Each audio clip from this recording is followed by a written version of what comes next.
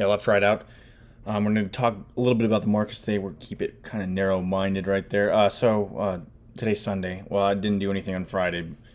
I had some things going on. I figured to wait till Sunday before we're kicking off tomorrow. The Monday, the market's open. So let's talk about what happened on Friday. Friday was just an insane rally. And like I said before, I was actually looking for this kind of rally to happen. And the only thing is, it's always off weird data to me. It's like, well, they said the retail sales. Well, if you look at retail sales over the last number of months, whenever they post them, yeah, I guess you could say that number is increasing. It's corresponding with expansion of credit. I mean, there's a lot of other little things in there, but look at what they're spending on. They're spending on necessities now. There's not like a lot of luxury goods. I think there was maybe increase in travel spending, but if you look at item for item, they're actually just spending more. It's correlated to the pricing pressures upward, and the field of goods that are that people are spending more money on is narrowing as they're being stretched. So it's a very interesting data point to rally this much off of. Supposedly that's the excuse. I mean, I'm sure that once that started, there's a lot of guys that are short that came in there, but this was the opportunity for myself. I got back into some of my downside positions for this, because here's what this also sets up for, in my opinion, is it's giving a little bit of cover fire for the Fed to raise again. And I guess the best way to visualize this, let's take a step back, is like, okay, well, you have like a justice weighting system, right? So for the number of years, the government, and particularly central banks, have had their finger on that. And the more they have their finger on there for longer, when they release that finger, the more pressure is to the upside. In fact, it might overshoot. So we're just building more and more pressure. As they release that, there's going to be pressure to correct, to find the equilibrium in the market. We might even go up, go well past that, because you can look at it that way, or you can look at all the forward pull on demand. But I don't know if that helped anybody at all. But anyway, I always like to look at it like that. So what this is actually doing is allowing them to put us in more of it's going to snap when it snaps, so they're going to raise again, and we're going to see the ramifications of these rate hikes here in the next couple quarters.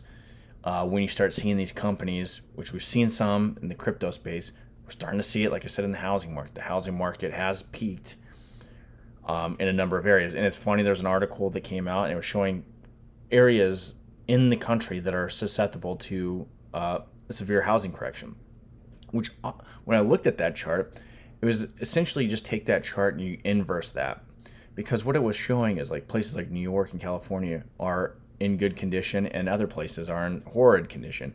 Particularly, it seemed like Florida was called out, and a number of these other areas, and they didn't even pick out like a Denver. They didn't pick out the San Franciscos or the LAs or New York, and for instance, that these things are going to have any kind of they're at any risk of correction, which I'd argue that these areas are, especially California. If you look at California, people are leaving in mass. At the same time, where are you going to find the buyers to step into? At the same time, as rates increase, you're losing buyers at the same time. So what's going to happen? I mean, there's going to be a snap. Of course, that's going to take a little bit. There's a lot of people that have gotten in at a certain level, and it's going to, either going to have to short sell or ride it out. So I mean, there's going to be a lot of people underwater on paper for sure. And if they want to get out of there, they're going to have to do something, do a short sell or something like that. But anyway, so you got the housing market. That thing is cracking all over the place. If you look at it, if you look at the way the deals that have broken or that are being pulled off the table from the like people just like saying they're not going to do it based off the cost of mortgage now. Because let's face it, most people they don't look necessarily at the cost of the house. They look at the monthly cash flow cost. And you can debate or argue with that, but once you have the interest rates directly impacting that monthly payment and what you can actually afford, then you start seeing these people start pulling off the table. You're also starting to see the actual prices decrease in a number of areas.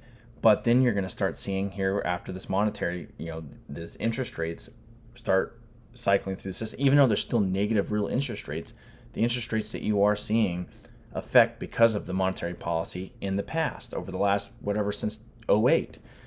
this is what's going to happen anyway. So you'll start seeing the layoffs, which you're starting to see the talk of the layoffs and some reduced hiring in key sectors. And what's going to happen there? Then you're going to have the people that can't afford their current mortgage and the house is underwater. You just go along those lines, and you're going to see some real pain. And that's not to mention what do we got looming. We got other things. We got food shortage, which we already have like shortages all over the place. But now we're looking, because we look to the spring to give us a good situational awareness of what's going to happen in the fall. And we see the fertilizer, we see the increased cost on the farmers, we see the lack of essential items such as certain fertilizers, such as certain pieces of equipment that they need to do things, certain labor aspects. So we are going through a time of turmoil. But anyway, we relate this back to the market. Now, how's the market going to react to that? Well, I want to say that you're going to have that. One day, we're going to wake up and there's going to be an absolutely mad catastrophe. And that's going to give the green light for the Fed to reverse policy. Now, that's the other issue that I've noticed this week. So I've been constantly talking about the balance sheet that we're supposed to be in QT, yet the balance sheet does weird things. In the last week or so, there's been just minuscule QT from what we've been promised, to be totally honest. And some of that was an MBS. And I don't know what's going on with this last drawdown with the securities. But this last week, it actually expanded. Now, you can say at the very least that even if it's small expansion and there's a modest QT, that at least base money, which I haven't looked at the M2 numbers or anything, but I'd imagine that they are slowing. You can say that at least this is plateauing, and that we're not feeding fuel to the fire. The only fuel that's being fed is consumer credit, which is still expanding, which is amazing to me, considering if you look at credit card rates and credit card debt in general, it's pretty astounding. So if that keeps outpacing, that money creation from the fractional reserve system outpaces the central banks, then you'll still have upward pricing pressures on the CPI or whatnot. But anyway, so we look at that CPI number and you look at the PPI number. So what do you see there? And I've talked about this before, is there is a relationship there. And usually the PPI number, that's going to tell you what is going to happen in the future with the CPI number.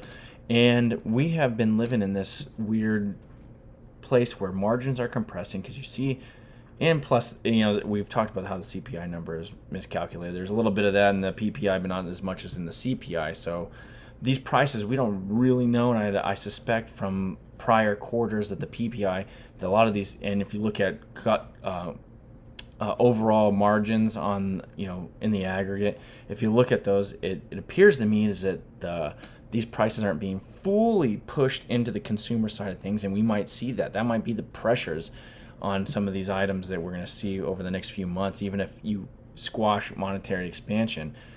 Which that'd be inflation. So you're going to still see pricing upward pressures due to this this thing here, what I'm just talking about. But anyway, I just lost my whole train of thought on that. It was very interesting. But so what am I doing? Just to put it in, well, I got short again just for another flushing. Because I guess what I was going to say is that one of these days, well, I did say that anyway, but one of these days you're going to wake up and you might even have a limit down on one of these. There's a lot of very naive people on Wall Street. It almost reminiscent of back in the 20s where you can almost not lose money even when there's bad news. Bad news is good news because you get loose monetary policy, so you buy stocks, and good news is good news, so you buy stocks. That's how it's been. Now it's a little bit like, okay, good news is giving cannon fodder to the Fed to keep raising rates, which we know is bad. It's contractionary, or we don't know it's bad. It's actually a good thing because you want a market-based interest rate that's in equilibrium with the demand for money and the supply. But we don't have that. So when you do have this, what I call when I was talking about the weighting system, when you do have them lifting their finger a little bit on the market, you have these flush ups to get the market back into equilibrium in a sense. So one of these days we're going to wake up and there will be a limit down. There will be something. And there's something funny on the inverse Kramer thing. They're saying that I guess he's going to ring the bell tomorrow.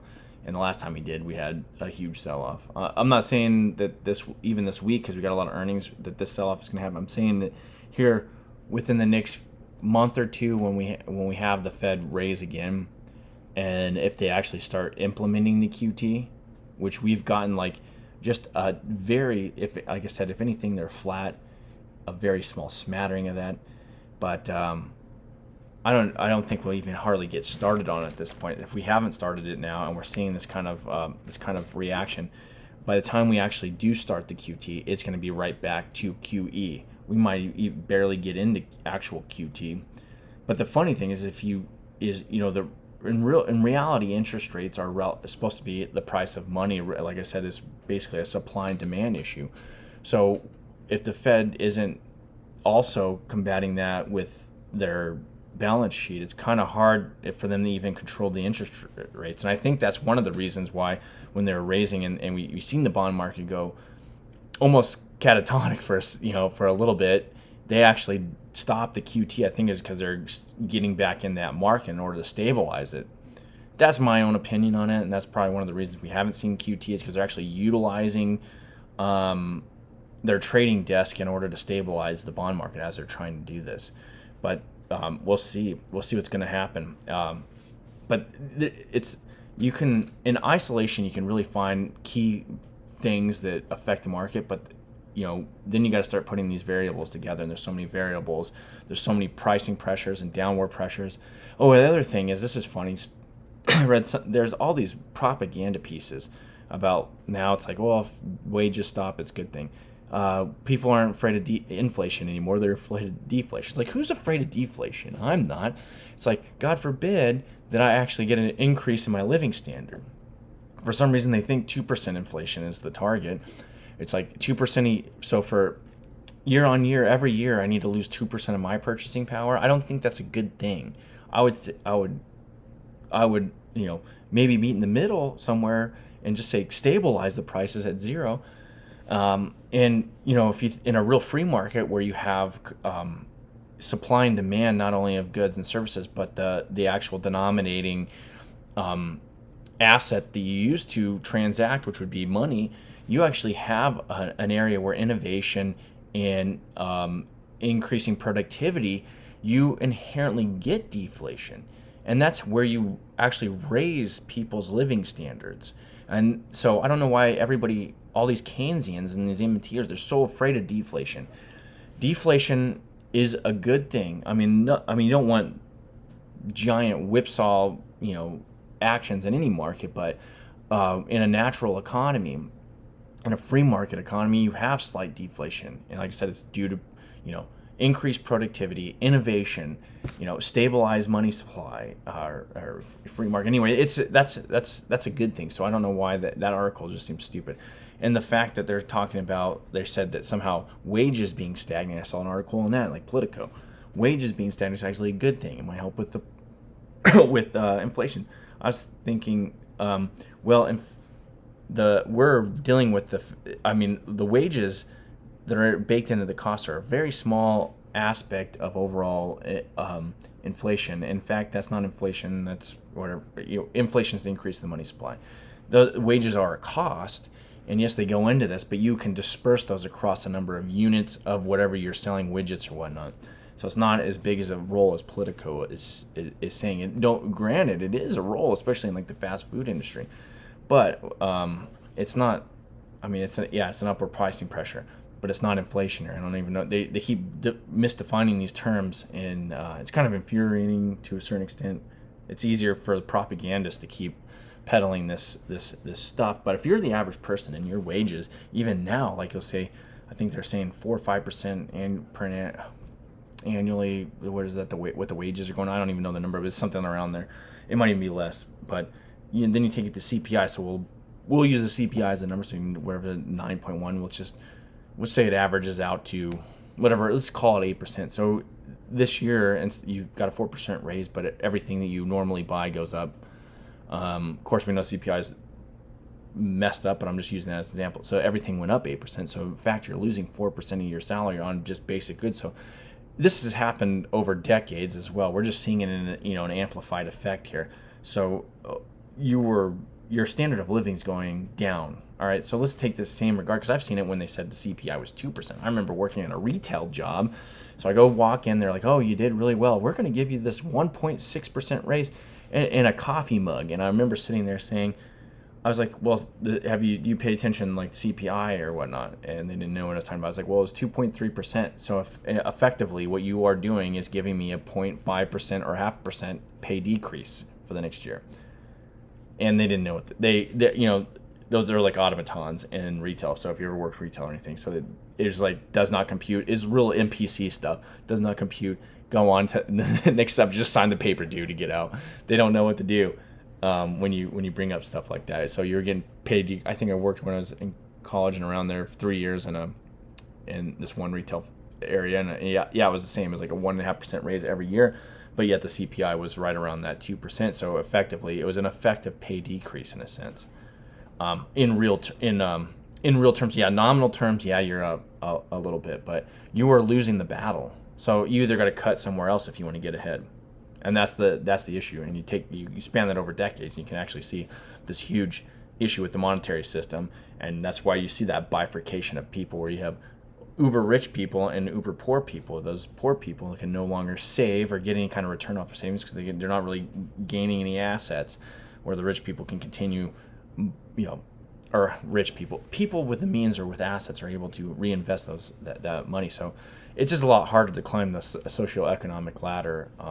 Ever since I would say like 1971, you can go further back, but I say that's real departure of any kind of monetary sanity. That's when Nixon took us officially off the gold standard. Anyway, I want to leave it there. We're almost 17 minutes. I appreciate it. Like, subscribe. Talk to you later. Peace.